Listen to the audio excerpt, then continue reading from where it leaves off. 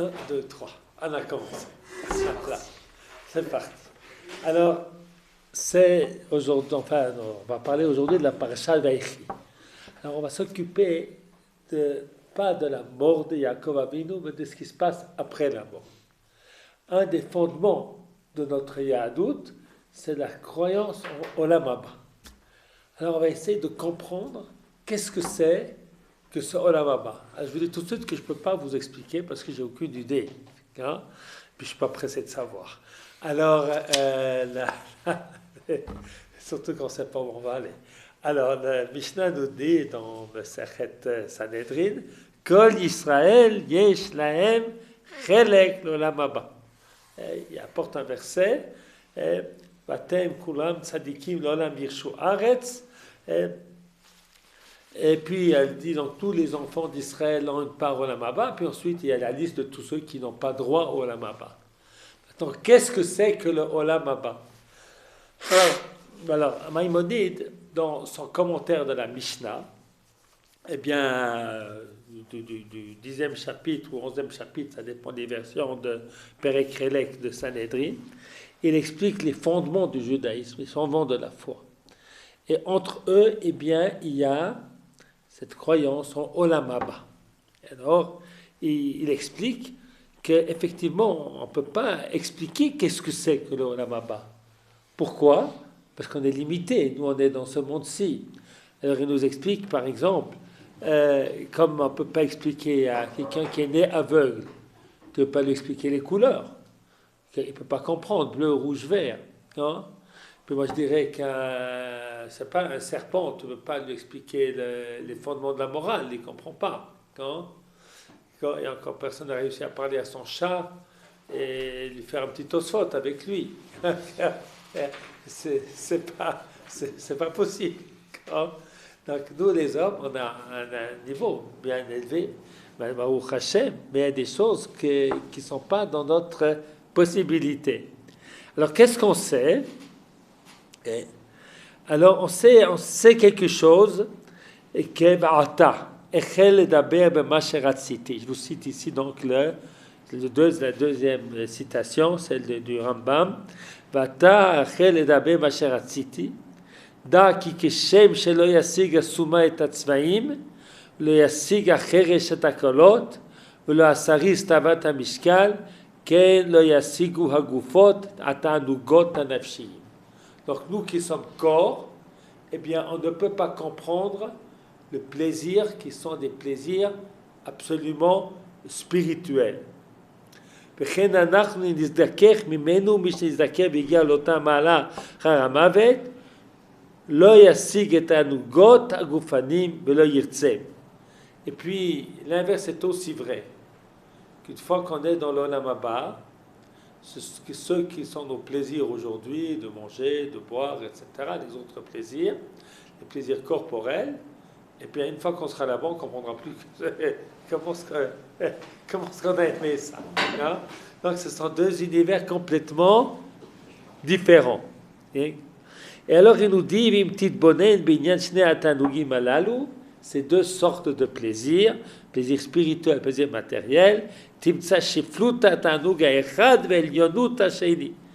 verras combien, oui? Akadosh Baruch Hu, je dirais pas que c'est un plaisir spirituel, mais ça reste quand même dans la spiritualité. Et à partir du moment où on croit en Akadosh Baruch Hu, on peut relier un peu au Olam Haba. Alors, tu dis une chose très intelligente, que je veux dire dans un tout petit moment, c'est très intelligent ce que tu dis, que dès qu'on croit en Dieu, eh bien, on doit croire en quelque chose qui est au-delà de notre corps. C'est très, très, très important ce que tu dis là. On va y venir dans un petit moment. On va juste d'abord encore terminer de ce qui explique ici le Rambam. Donc, il nous dit, le Rambam, eh bien, sache qu'après la mort, ce qu'il y a, c'est un plaisir spirituel où la notion de matérialité ne joue plus de rôle. Et puis comme là-bas, on ne pourra pas comprendre ce qui se passe ici, et ici, on ne peut pas vraiment comprendre ce qui se passe là-bas. Mais il est clair, dit-il, que ce plaisir-là, il est beaucoup plus haut, beaucoup plus grand, plus extraordinaire, La Gemara nous dit d'ailleurs une Mishnah, qu'à un instant de Tanoug, de plaisir dans le monde à venir, il faut tous les plaisirs de ce monde-ci, de toute une vie. Quand alors, okay. alors, il dit dans Rambam, tu vas même dans ce monde-ci, on peut voir qu'il y a des gens qui renoncent parfois à beaucoup de plaisir pour des choses qui sont pour eux plus importantes. Par exemple, si tu veux devenir président de la République ou Premier ministre, eh ben, tu n'as plus de vie de famille, tu n'as pas le temps, tu ne peux pas dormir, tu peux pas, tu dois... Ouais, ben, les gens renoncent à tout ça pour le kavod, ou bien pour un idéal, soyons gentils, pour un idéal extraordinaire. Donc tu vois qu'il y a, même dans ce monde-ci, tu vois que les choses spirituelles, eh bien, elles sont supérieures aux choses qui sont matérielles. D'accord? Alors, voilà. Maintenant qu'on a dit ça, je vais venir dans un petit moment à la question que tu as posée, qui est très, très, très importante. Mais je vais voir encore deux textes. Celui du Rambam d'Ilchot Melachim, qui nous explique pourquoi est-ce qu'on veut les temps messianiques. Alors, il explique ici quelque chose de très, très important. Et le Mizat Yesharim va enfoncer le clou, que notre vie ici-bas, c'est pour pouvoir avoir le Olam Haba. Ce que nous vivons ici, c'est une préparation au Olam Haba. C'est ce qu'il dit ici. On n'a pas souhaité la venue du Messie, pas pour dominer sur le monde, ou pour dominer sur les goy, pour que les peuples nous honorent, pas pour manger, boire et se réjouir, et le qu'on ait le temps d'étudier la Torah et sa sagesse, rien qui puisse empêcher que c'est-à-dire même l'époque du Mashiach n'est pas un but en soi, le but c'est l'Olam Haba. Alors le Mesilat Yesharim, dans le premier chapitre, il va très très loin là-dessus et il explique que tout ce que nous faisons dans ce monde-ci n'a de sens que comme préparation au Olam Haba. Notre but à nous, c'est le Olam Haba. Maintenant, il y a une question très importante qui se pose, pourquoi la Torah n'en parle pas de manière explicite, si c'est ça le but. Question importante. Non? Alors, on va répondre à cette question dans un petit moment. Maintenant, je vais revenir à ce qu'a dit Abraham et expliquer, parce qu'en fait, j'ai de la peine à dire ces mots du Rambam et du Mesilat Yesharim. Parce que j'arrive, vous savez, c'est facile de dire des choses auxquelles on croit, qu'on adhère complètement. Je n'adhère pas complètement à ça, et je vais expliquer pourquoi. Mais avant ça, je vais prendre en considération ce qu'a dit Abraham, qui à mon sens est très très très important. Abraham a dit, ben, si on croit en Dieu, il y a une espèce de Olam Haba, déjà. Alors il a dit ici une chose très très très importante. Pourquoi il est important de croire au Olam Haba? Eh bien, le croire au Olam Haba, c'est important pour savoir qu'est-ce que c'est. Moi, je m'appelle Shaoul. C'est qui Shaoul? C'est quoi? C'est quoi Raphaël? C'est quoi David? C'est quoi Michaël? C'est quoi Daniel? C'est quoi Noach? Qu'est-ce que c'est? Alors, il y a deux manières de comprendre ce que nous sommes. Eh bien, nous avons des atomes, des neurones, plein de choses. Qui sont communs aux chiens, aux chats, aux souris. On est plus intelligent, ça c'est certain. On a un cerveau beaucoup plus développé. Mais ça peut ne être que ça. Dans les écoles, on nous enseigne que l'homme, il provient du singe, n'est-ce pas? On nous a appris ça? Non? C'est-à-dire que c'est un singe intelligent. Le singe, il est bête par rapport à nous. Et puis, il y a des singes intelligents, c'est nous. Alors, en vérité, cette croyance-là, elle est à l'opposé même, mais je dirais de toute religion, et sans aucun doute de la Torah. Parce que qu'est-ce que ça fait de l'homme? Ça fait un être absolument matériel. Non? Alors nous, on croit que l'homme, il est créé à l'image d'Hachem. B'tselem Elokim bara et Adam. D'accord? La preuve, c'est que vous venez étudier dans une yeshiva à votre âge, extraordinaire. Hein? Si ce n'était pas créé à l'image de Dieu, qui sait qui ferait des choses pareilles? Hein? Là, il y a une fois, Manitou, il a raconté qu'il était dans un cours de bio ce qui était jeune à Paris, je ne sais pas si c'est la Sorbonne ou je ne sais pas où. Et puis le prof a expliqué donc les théories d'évolution, le hasard et la nécessité. Enfin, vous avez appris tout ça. Et puis, la provenance, l'évolution du singe. Alors, il a dit, Manitou a dit, c'était vrai pour vous. D'accord. Voilà.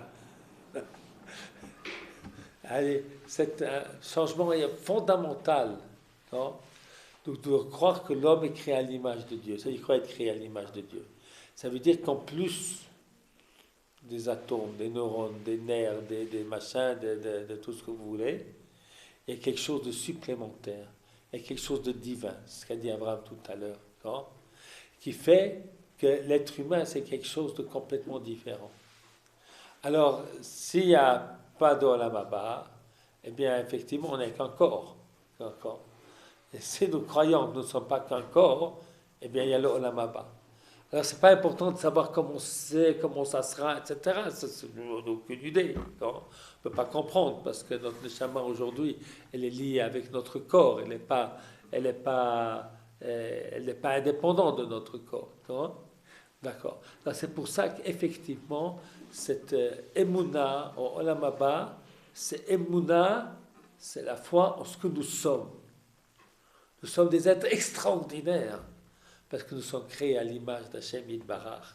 Nous avons une âme qui n'est pas liée avec notre corps. Voilà.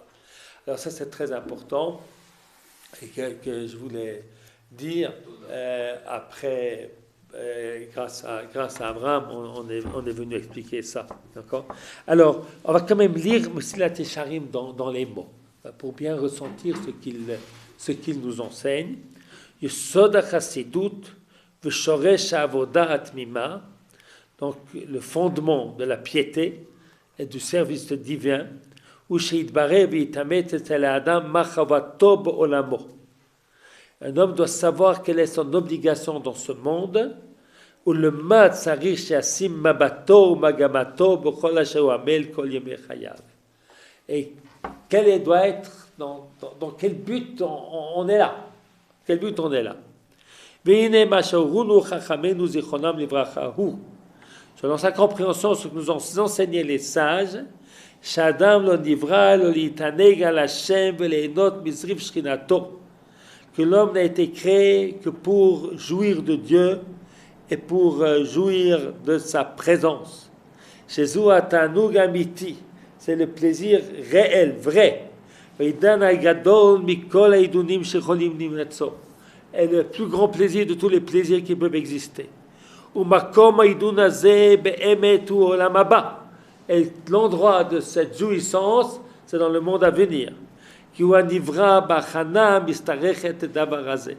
a été créé pour préparer ce moment-là.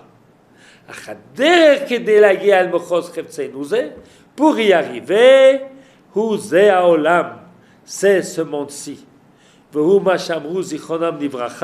C'est ce que nous disent nos sages dans Pirkei Avot, que ce monde-ci est un corridor, est un vestibule devant le Olam Haba. Et alors, comment on fait pour arriver au Olam Haba? C'est de faire Torah, Tfilah, Mitzvot, etc. Ça fait. Alors, donc, ce monde-ci, c'est le monde du travail, pour pouvoir recevoir, dans le but de recevoir sa récompense dans l'Olam Haba. Voilà. Comme un jeune Français, vous savez, M. Fatouillard, qui habite à Suresnes, ben, il travaille toute l'année. Pourquoi? Pour au mois de juillet aller en vacances. Le travail en lui n'a pas d'intérêt. Il travaille chez Renault, il travaille chez Renault à faire du montage de voitures. Wow, c'est pas passionnant, hein? Mais il fait tout ça parce qu'au mois de juillet, il va aller un mois en vacances sur les îles Seychelles, hein? Et ça va être super. Puis être en avion, puis il va être dans un hôtel, et va être super servi, hein? Voilà. Alors, de la même manière, dit le Messiah Tesharim, nous, ce monde-ci, c'est la préparation au Olam Haba. On fait ce qu'il faut pour avoir le Olam Haba. Voilà. On a étudié dans la semaine dernière, ou il y a 2-3 semaines, avec le Rabbi Shushan, dans Orota Teshuvah, que il y a différentes sortes de Teshuvah. Et il y a une Teshuvah, on va dire, on avait vu par la peur du châtiment, et on avait vu l'espérance de la récompense. Oui. Que ces Teshuvahs-là, et c'était pas les meilleurs. C'était pas les meilleurs. On avait vu que la Teshuvah par amour pour Akadosh Baruch Hu, c'était au-dessus.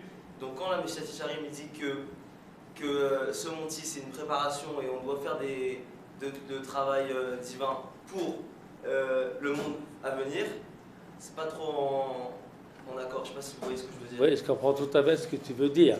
C'est qu'il n'y a pas il n'y a pas parallèle entre ce que tu as appris avec le Rav Ben Shushan du Rav Kook avec ce que dit ici le Mesilat Yesharim. Mais en réalité, pour bien comprendre le Mesilat Yesharim, il faut étudier tout le Mesilat Yesharim. Vous savez, c'est un petit peu ce premier texte du Mesilat Yesharim, sans le prendre tel quel, il est extrêmement difficile à avaler. Mais il faut le prendre dans un contexte plus large de son livre. Et où il va marquer à la fin que la vraie chassidoute, c'est de s'occuper d'autrui. Voilà. Mais il y a cette idée que le Olam Haba, eh bien, c'est pas seulement pour avoir une espèce de récompense, mais voilà, pour expliquer, puis pour pas être en contradiction, on va dire que celui qui souhaite le Olam Haba, le Rambam dit explicitement, il ne faut pas travailler à Hachem pour pouvoir avoir le Olam Haba. Mais que de l'autre côté, il nous dit, dans le texte qu'on vient de voir, que le but, c'est finalement le Olam Haba. Alors, il dit, pour avoir le Olam Haba, il ne faut pas travailler pour le Olam Haba. Il faut travailler pour la volonté d'Hachem. Mais finalement, c'est le Olam Haba que tu vas recevoir. Okay. Hein? Voilà. Maintenant, on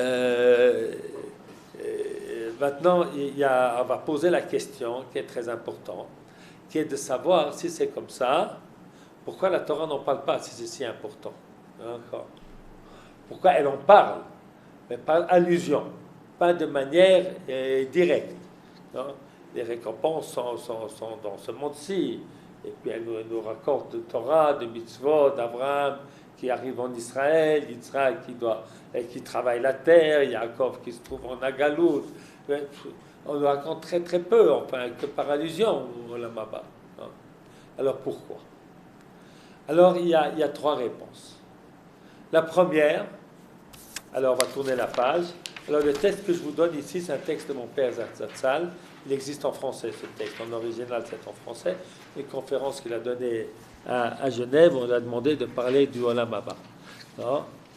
Alors voilà, il explique d'abord l'importance du Olam Haba parce que, alors il y a une importance très importante en plus de celle que je vous ai dit. Moi je vous ai dit que le Olam Haba c'est important parce que ça nous dit qu'est-ce que nous sommes. Là, il y a un autre point très important. C'est parce que finalement, la justice finale, El Emuna ben Avel Sadik Veyasharou, qu'il n'y a pas d'injustice dans ce monde, s'il n'y a pas d'Olam Haba, c'est difficile de comprendre. Bien, que si on va au bout de la pensée du Mesilat Yesharim ou du Rambam, que ce monde-ci n'est finalement rien. Les plaisirs de ce monde-ci ne sont rien. Donc si quelqu'un souffre dans ce monde-ci, c'est pas si grave, non? Puisque finalement, ça lui permettra d'avoir un Olam Haba beaucoup plus grand. Donc la question que la Gemara pose, comment se fait-il qu'il y a tzaddik veralo, un tzaddik, et puis qu'il y a, qui souffre? Pas une question. Hein? Plus tu souffres, plus c'est mieux. Plus tu auras un grand Olam Haba. Bon, moi je mets ça entre parenthèses. Voilà. Maintenant, on revient à la question, c'est le Olam Haba, c'est le plus important. Eh bien, pourquoi la Torah nous en parle pas? Alors, Père Rapport, il raconte une petite histoire qui lui est arrivée lorsque son père était parti en Amérique, et en chemin, il est décédé. L'avion a fait l'avion, le bateau, ils ont dû s'arrêter à Cork, c'est une petite ville en Irlande, et il l'a amené à l'hôpital là-bas pour le soigner. Il avait une attaque de cœur. Et les chances de s'en sortir n'étaient pas grandes. Et donc mon père et mon oncle sont partis très rapidement pour pouvoir être à ses côtés. Et puis, alors, ils ont cherché le meilleur professeur, comme ça, les Juifs savaient comment on est, professeur chef, pour essayer. Alors, le professeur lui dit, mais enfin, vous êtes des gens religieux, non? Peut-être que le moment est arrivé, non? De préparer votre père, qui est un grand homme, qui est un homme spirituel, de se préparer pour l'au-delà. Hein? Voilà. Alors il dit, voilà. Alors, moi j'ai compris à ce moment-là la grande différence qu'il y a entre le judaïsme et le christianisme. Pour le judaïsme, alors c'est pas la situation, il ne cite pas ici Moussa Técharim, l'important c'est ce monde-ci, pas le monde à venir. Non.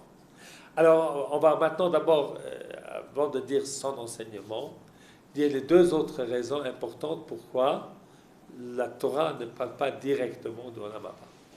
Alors vous la trouvez à la page 2. On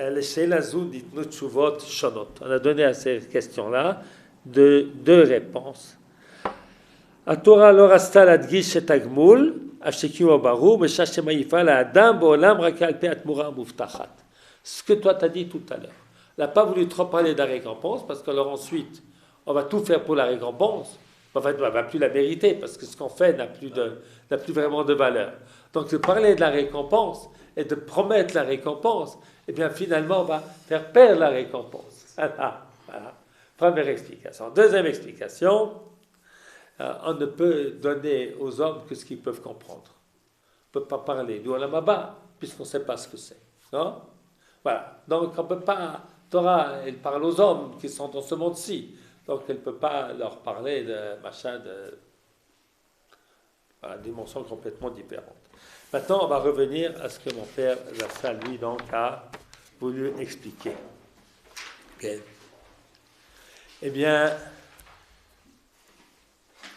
il explique. Okay. Alors, vous voyez dans la page 3, Boto Harega, là, c'est ce qu'il a compris après sa discussion avec le professeur dont le fils ou le père était un curé. Boto Harega, il traverlit kol haevdel ben hagisha notzrip l'chaim ou ben hagisha yehudit. J'ai compris la différence entre la manière juive de saisir la vie et la manière chrétienne. Be'ene hanotzrim chaim im davar shlili. Pour les chrétiens, la vie est quelque chose de négatif. On a vu ça un petit peu dans le Rambam qui dit finalement le plaisir de ce monde-ci, c'est pas grand-chose, quoi.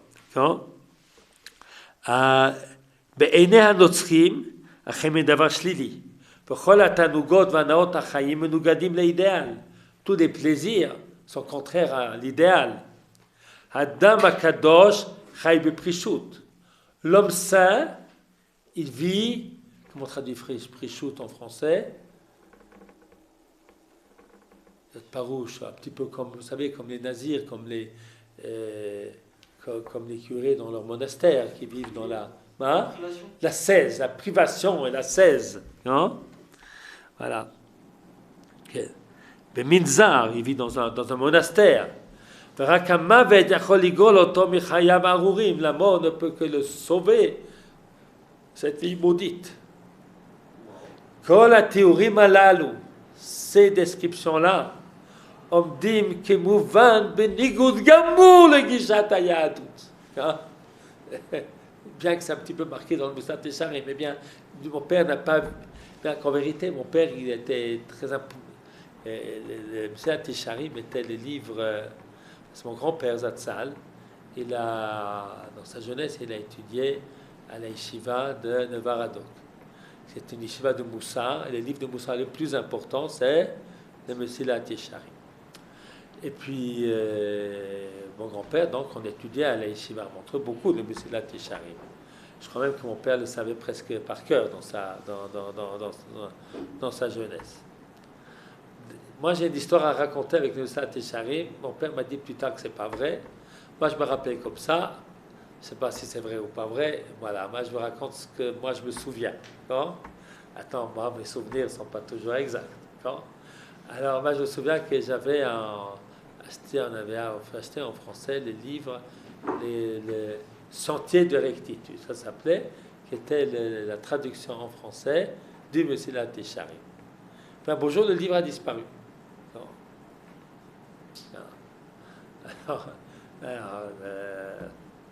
A disparu. Alors, en fait, l'explication que j'ai eue, c'est qu'il ne voulait pas que j'étudie ce livre, mon père. Mon père m'a dit après, c'est pas vrai, il n'y a jamais eu cette histoire. En vérité, je crois qu'il avait raison s'il avait fait ça. D'accord? Parce que moi, maintenant je suis moins sérieux, mais est-ce que j'étais enfant, j'étais un très bon juif, comme ça. Là, le Moussat Técharim, c'est dangereux. Et si tu prends à la lettre, c'est très difficile de vivre. C'est très difficile. Il y a des passages absolument merveilleux, les chapitres 11, il y a des passages absolument merveilleux, mais il y a des exigences qui vont très, très, très, très loin. Même lorsque tu fais du bien, peut-être que la kavana n'est pas 100%, d'accord? Tu fais tout bzrizout, et puis voilà, et puis ce monde-ci, ça n'a pas grande valeur. Évidemment, c'est très dangereux. Tu peux devenir, si tu prends vraiment au sérieux à la lettre, c'est très difficile de vivre comme ça. Alors moi, j'ai un souvenir d'un jeune de Montreux, une famille très très gentille, des gens vraiment des tzadikim. D'ailleurs, aujourd'hui, c'est un grand ami Tracham. Je ne dis pas ce que j'ai ressenti, c'est vrai. Vous savez, vous savez, quelquefois, on sent des choses, et puis entre ce que tu as ressenti et ce qui est la vérité, il y a un gouffre. Alors, ces jeunes-là, ils étaient un enfant très, très religieux, très gentil, très souriant, rigolant, rigolard, voilà. Puis il est battu à la yeshiva, et puis il revient de la yeshiva. Je trouvais que c'était quelqu'un de triste. Il a perdu sa joie de vivre. C'est ce que j'ai vu, moi. C'est pas vrai, c'est sûr que c'est pas vrai. Mais moi, c'est ce que j'ai ressenti. Je me dis, ouais, la yeshiva, c'est ça que ça fait. Tu reviens, tu deviens triste, tu fais plus de blagues, tu rigoles plus. C'est fini, on rigole plus. Maintenant, on est en train de travailler tout le temps pour servir Hachem. Chaque instant, faire une mitzvah, tu dis encore un verset de Torah. On est à table, on prend un livre pour ne pas perdre du temps. Tu attends le bus, tu sors de ta poche un livre miniature, tu étudies. Enfin, c'est dommage pour le temps qu'on n'étudie pas, c'est un temps perdu. Alors, vous savez, comme on dit, on raconte une histoire, quelqu'un est à un cimetière, et puis voilà, il a vécu 10 ans, il a vécu 5 ans, il a vécu 11 ans, 12 ans. Dans ce village, les gens, ils vivaient si peu. Non, on parle de ce que les gens ont vécu vraiment, qu'ils ont fait des mitzvot. Alors, c'est ça qui compte. Le reste ne compte pas du tout.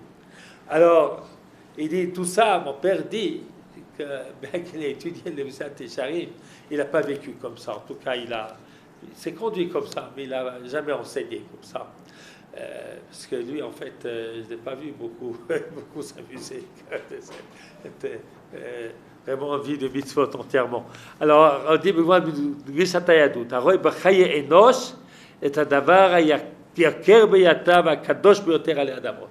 que la vie humaine dans ce monde-ci, c'est la chose la plus extraordinaire. puisque l'homme est créé à l'image de Dieu. Sa vie, c'est un rayon de Dieu lui-même.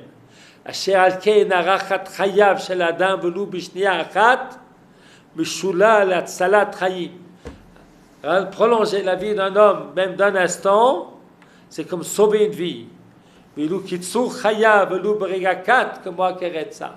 Raccourcir la vie même d'un instant est comme un crime. Alors, on nous raconte, à propos du Gaon de Vilna, on a sauté un paragraphe, אחד הרבנים הבולטים ביותר במאות האחרונות, בכה לפני מותו ואמרו כי מוכן לוותר על כל העולם הבא, בלבד שיחיה עוד רבע שעה בעולם הזה. Renoncer à tout l'olam haba pour vivre encore un instant dans ce monde. C'est des exagérations, tout ça, parce que c'est important l'olam haba. Et ça vient nous expliquer que nous sommes ici dans ce monde pour travailler. Ça veut dire quoi travailler? Ça veut dire pour agir dans ce monde, mais pas dans ce monde pour agir dans le monde à venir. Alors ça, c'est la vision, en fait, du Rabbi Yehuda Halevi dans le Kuzari.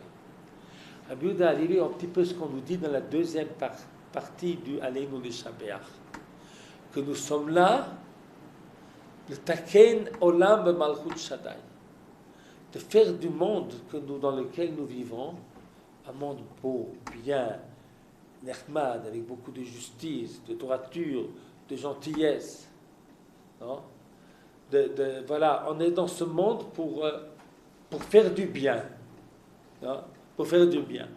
On n'est pas dans ce monde pour sortir de ce monde. Non? Ah, ce monde. Non? Alors dans toutes les activités, on peut faire du bien. Non? Bon, on fait du bien avec soi-même, d'être bien avec soi, c'est aussi sympa de pas être triste et malheureux et en souffrance. Alors là, la question tout d'un coup devient une vraie question. Tzaddik verra, alors pourquoi Tzaddik il a des malheurs? Là, on comprend la question, hein, puisque la vie dans ce monde-ci, elle a un sens. Hein. Alors on peut faire du bien tout le temps. On fait du bien tout le temps. On a des amis, on crée une famille, on donne du bonheur à son épouse, on donne du bonheur à ses enfants, à ses amis, et puis chacun avec ses capacités de faire du bien. Non? On est là dans ce monde-ci pour travailler dans ce monde-ci. Il y a une récompense après, Olam haba, magnifique. D'accord? Hein? Mais voilà, là on comprend beaucoup mieux pourquoi on ne va pas parler du Olam haba. Parce que ce n'est pas notre but. D'accord? Le but de la création, c'est d'agir. Et puis dans l'Olam haba, on sera passif. Hein? Alors ce qui est important dans ce monde, nous sommes venus dans ce monde pour travailler. Hein? C'est une passerelle. Hein? Passerelle. Non, ce n'est pas une passerelle. Ça, c'est le Messilat Yesharim, c'est une passerelle. Le Messilat Yesharim, c'est une passerelle. Non. C'est l'essentiel. Non? Bon, et puis une fois qu'on a terminé tout ça, on va recevoir une récompense extraordinaire, quelque chose de fabuleux. Hein? Mais ce n'est pas pour ça que le monde a été créé. Parce que finalement, qu'est-ce qu'on va devenir dans l'Olam haba? On va devenir comme des anges. Non? Voilà. Eh bien, il ne nous a pas créé anges, il nous a créé homme, hein, à Kodesh Baruch Hu. Vous comprenez? Hein? Alors il dit là, vous voyez ici, dans cette, je ne sais plus combien, toujours à la page 3, Atshuva Metsuya Bishne Milim Batorah. C'est vers la fin, vers le 4e paragraphe à partir du bas. À la pasuk Veshamarta et un mitzvah, et un chukim, et un mishpatim, Asher anochi metzavcha hayom la'asotam.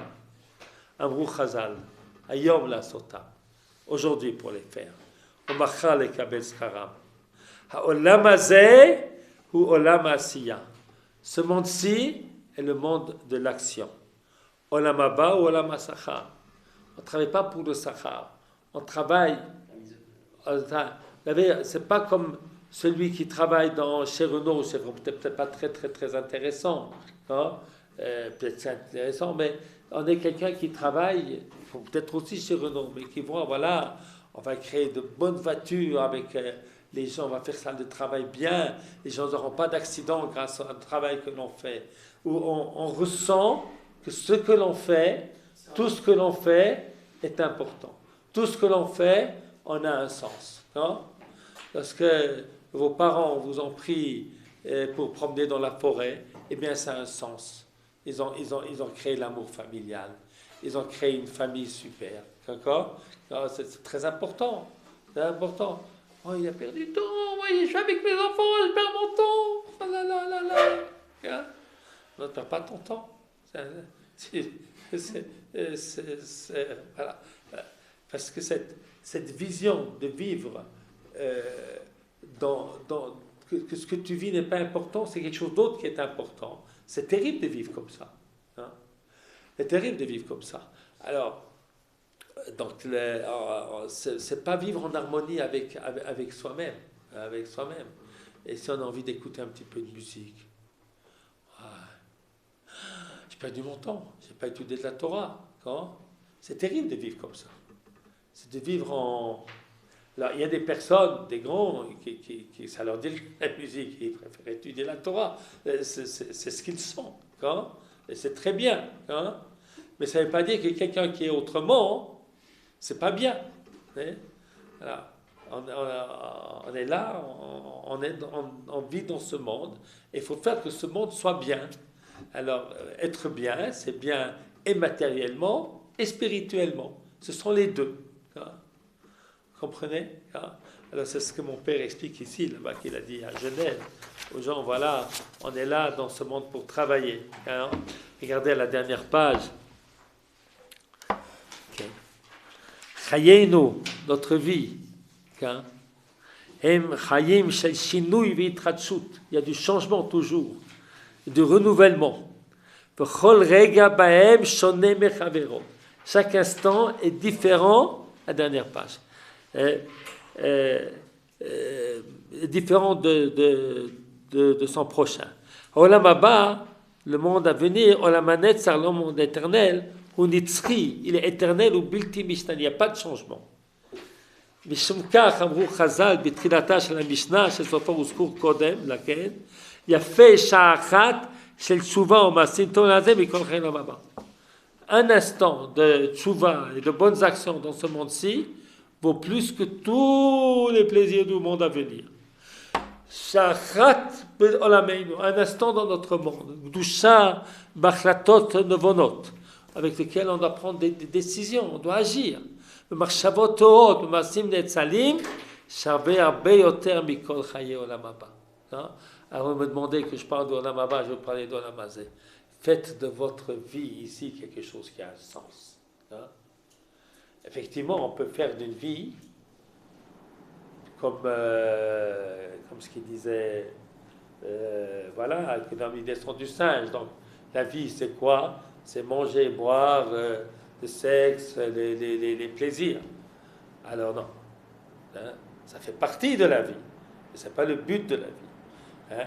Dans notre vie, eh bien, nous prenons tout ça avec Dieu, Baruch Hashem nous a donné tout ça, et on le transforme en faisant de cela du bien. Hein. Pas s'enfoncer dans la matérialité, qui est comme l'épicurisme, ça. Hein. Ça, c'est quelque chose d'horrible. Non? Donc là, c'est ni un monde qui est uniquement matériel, ni un monde qui est uniquement matériel, mais le but c'est quelque chose d'autre. Hein? C'est de pouvoir faire de ce monde un monde de tout calme, un monde bien et beau, avec la spiritualité dedans, avec de la prière, avec de l'étude de la Torah. Mais pas seulement, non? Le travail, hein, la famille, tout ça, si c'est fait dans le bon esprit, tout est bien. Hein. Lorsque c'est fait comme si c'est tout, hein, qu'il n'y a pas de spiritualité, alors c'est horrible. Hein. Mais ça fait partie d'un ensemble, hein, qui est la matérialité et la spiritualité, qui se complètent l'un l'autre dans notre monde. Eh bien, on vit bien. Hein. Elle a fait... Oui. Mais après, le danger à ça, c'est que quelqu'un il va dire je vais écouter de la musique par exemple pour pouvoir mieux étudier après, mais finalement il reste toute la journée à étudier la musique et il va jamais étudier. Évidemment, c'est pour ça que notre vie ici, c'est une vie de combat. Parce que tu peux effectivement tomber dans une matérialité sans spiritualité. Quand et ça, c'est une vie qui n'a pas de sens. Ça, c'est une vie qui n'a pas de sens. Non? C'est comme quelqu'un qui travaille dans une usine mais qui ne trouve aucun intérêt dans son travail. Hein? Alors ça n'a pas de sens. Hein? Si la vie, c'est manger, boire, alors effectivement, il y a entre nous et une souris, il n'y a pas de différence. La souris, elle mange, elle boit, elle s'accouple. D'accord? Elle fait rien d'autre. D'accord? Non? Et puis elle attaque quelquefois, puis elle dévore, et puis elle se fait dévorer, et puis elle dévore. Puis c'est un monde d'une cruauté terrible. D'accord? Alors ça, c'est pas ce monde-là dont on veut. Nous, on veut un monde, et c'est ça le monde du travail. C'est le monde où il y a... Voilà, alors c'est pour ça, tous les matins, on peut rester, je vais rester au lit jusqu'à 11h, non? Et puis je décide, je me lève, je fais ma tefila, je prie, j'étudie, et puis je vais faire, voilà, une vie pleine de sens. C'est-à-dire, pas une vie où on a annihilé la matérialité, mais pas une vie où la matérialité est le but de l'existence. Non. Non. Non, ma question c'était plus, genre, quelqu'un il pense faire quelque chose pour étudier la Torah, etc. Mais finalement, il va rester sur le... C'est un danger. Il ne faut pas rester. Ah. C'est ça notre travail, tu vois. Notre travail, c'est évidemment, on va se dire, voilà, je fais du foot, c'est bien pour la santé, c'est bien pour pouvoir mieux étudier, et puis c'est sympa avec des copains, etc. Puis on va faire que ça. Alors c'est fini. C'est pas une vie. Hein? Non. Maintenant, si on en reste là, non, c'est pas une vie. Non? Et nous avons une âme, nous avons une neshama, on a un corps. Le corps a des besoins, c'est vrai. La neshama, elle a des besoins très importants. D'ailleurs, vous savez, les gens qui finalement n'ont une vie que matérielle, finalement, ils sont dégoûtés de leur vie. Hein? Vous savez qu'il y a un des pays où il y a le plus de suicides, c'est la Suisse. C'est un pays d'abondance. Hein? Alors, un pays d'abondance. Alors, si on ne donne pas un sens à cette abondance, finalement, la vie n'a pas de sens. Hein? Tu vois, il y a des gens qui ont très, très bien réussi dans la musique et puis dans le machin, puis qui se sont suicidés. Tu ne comprends pas. Ils avaient tout. Ils avaient l'argent, ils avaient les femmes, ils avaient tout. Hein? Mais en fait, ils n'avaient rien. Ah. Parce qu'en fait, ils n'avaient rien. Parce que, quoi? Il n'y a rien. Si c'est que ça, c'est rien. Hein? Tu es dégoûté de toi-même. Tu n'as plus de vie. Tu n'as plus de vie. Tu te laisses aller. On entend tout le temps des histoires d'être des gens qui étaient importants. Et puis, je sais pas, des filles, des machins, des choses absolument dégoûtantes. D'accord? Pour leur plaisir, qui sont devenus des bêtes. Hein? On ne veut pas être des bêtes, on veut être des hommes. Hein? Des hommes, c'est des hommes où on a un contrôle sur notre matérialité. La matérialité n'est pas le but, elle existe, elle est importante, ça fait partie de la vie, mais ce n'est pas le but de la vie. Le but de la vie, c'est de faire du bien.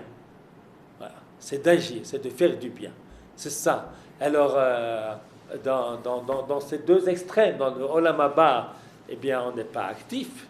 On a une jouissance, donc on ne peut pas la décrire, puisqu'on n'y est pas, on n'y a jamais été. Et voilà, on ne veut pas être trop rapidement.